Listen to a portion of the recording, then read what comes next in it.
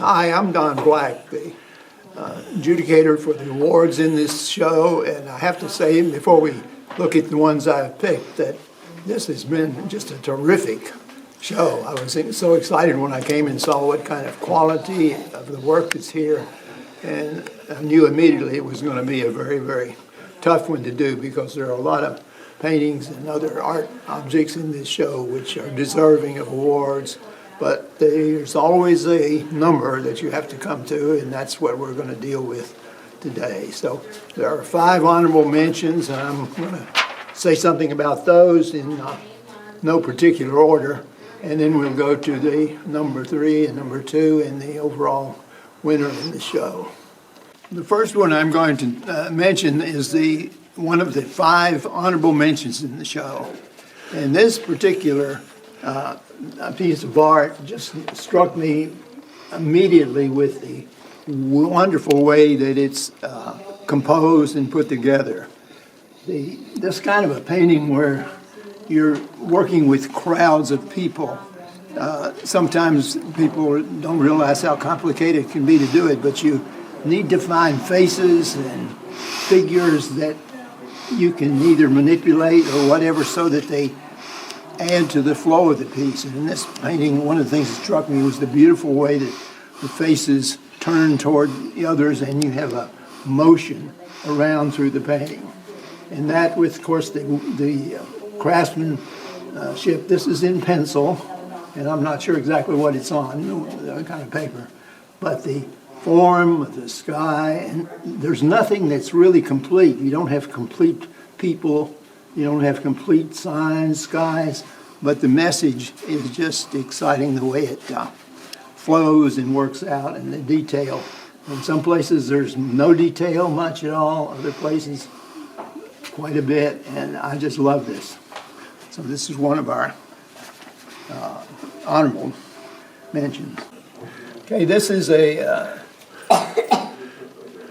painting done, this is photography actually, and the photography has been modified in ways by the way the focal spots are. You have the edges of the Merlot glasses.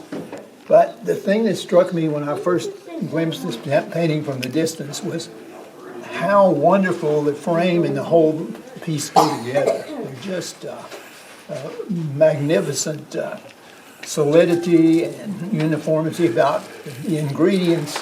And then you have the way that the square is divided up, and the use of, these are all neutral colors and neutrals in here, just tans and whites and blacks and shades of gray. And out of that you have the contrast of very lights and very darks. So there's a great deal of variety in this. But the whole package just was an immediate knockout when I looked at it. We talk sometimes about the wow factor when you walk into a gallery and from across the room one painting just pops out, and this was one of those pop-outers. This painting is called Phosphorescence, and this is acrylic on canvas, and I was struck with this painting because this is very similar to a lot of paintings that I've done in acrylic. And the way that this is done is just kind of miraculous. From a distance you get kind of the overall feel of it, which is warm and with the blues and greens and everything, with a kind of a movement from a little bit lighter here up here and then back to the light, and movement from the greens into the blues, the transitions of that.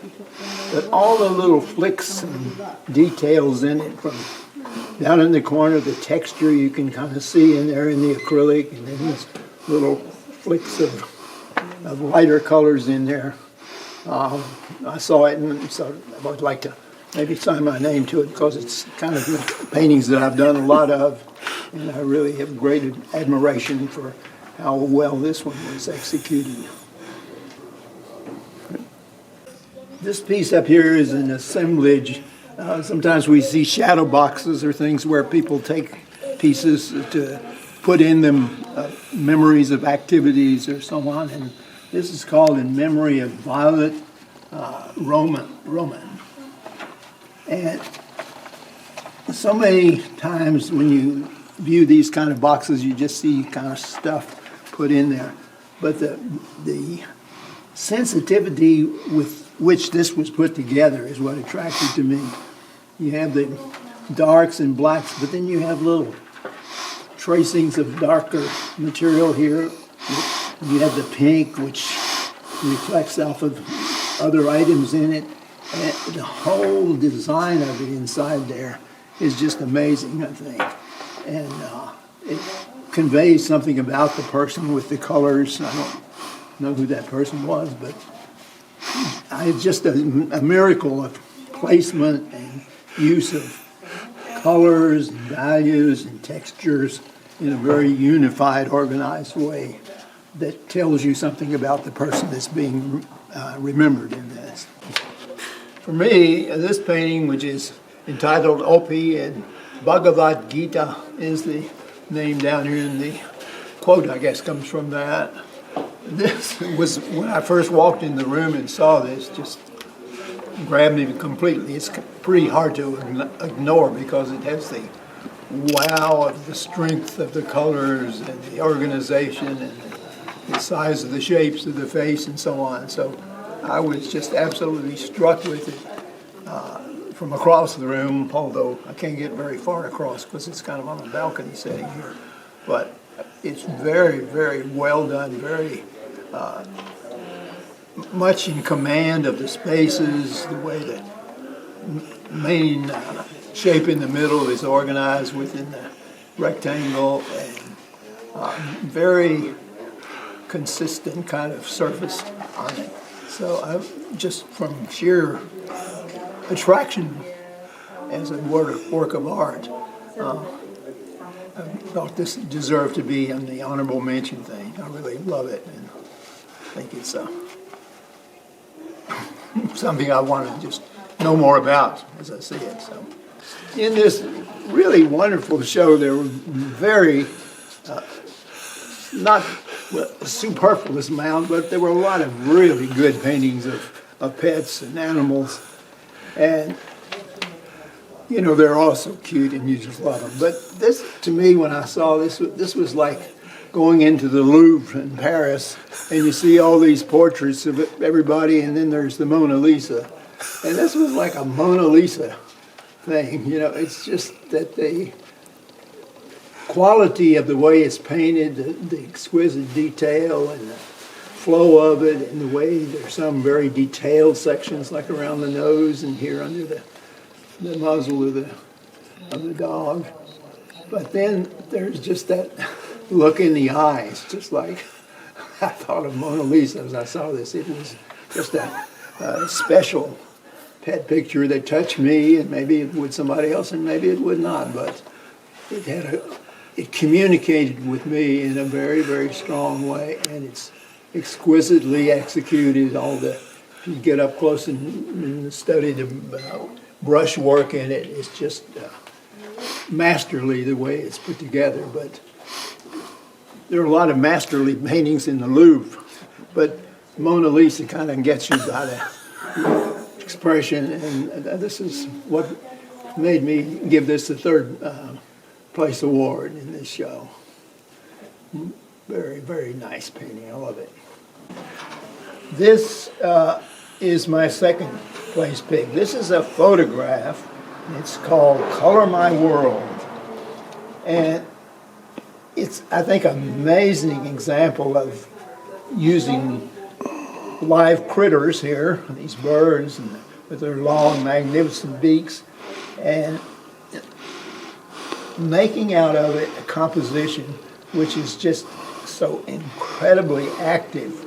It's so linear, the lines of the beaks and the directions of the feathers and the planks on the deck or whatever is underneath it going this way. It's just a movement and a conflict between all those pieces of line, and then the placement of darks, all the darks on the bodies and some of the legs and stuff, and then these splotches of brilliant color in there. So it's, I would say it's 80-90% neutrals, all the bodies in the deck, and then about 20% of this greens and yellows, and tinging of blues and everything, and just a super challenging kind of thing to create, whether you're doing it with photography or painting, and it just struck my eye from the very beginning, and I just kept coming back to it. All the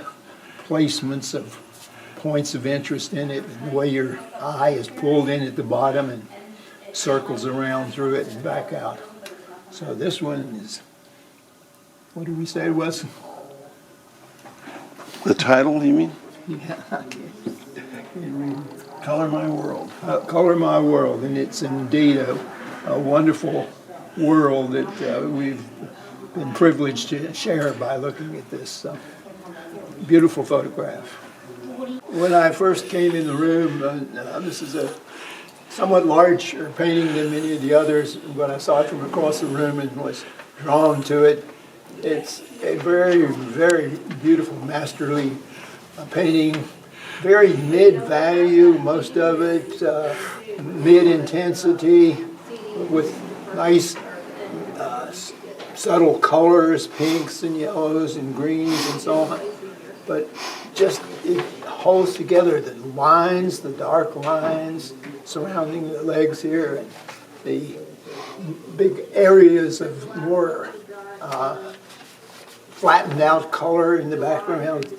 And everything about it is just so beautifully done, so masterful. And along with the frame, this is another one where the frame is just an integral part of the whole thing. I just love this. I think this is a real museum piece that it just was a highlight for me to see it and view it. And this is called A Memory. And you have to make up your own message as exactly what the memory might be, you know. But absolutely beautiful, absolutely beautiful. And it's my best of the show for this one. I'm so happy I was able to be here and be a part of the whole thing.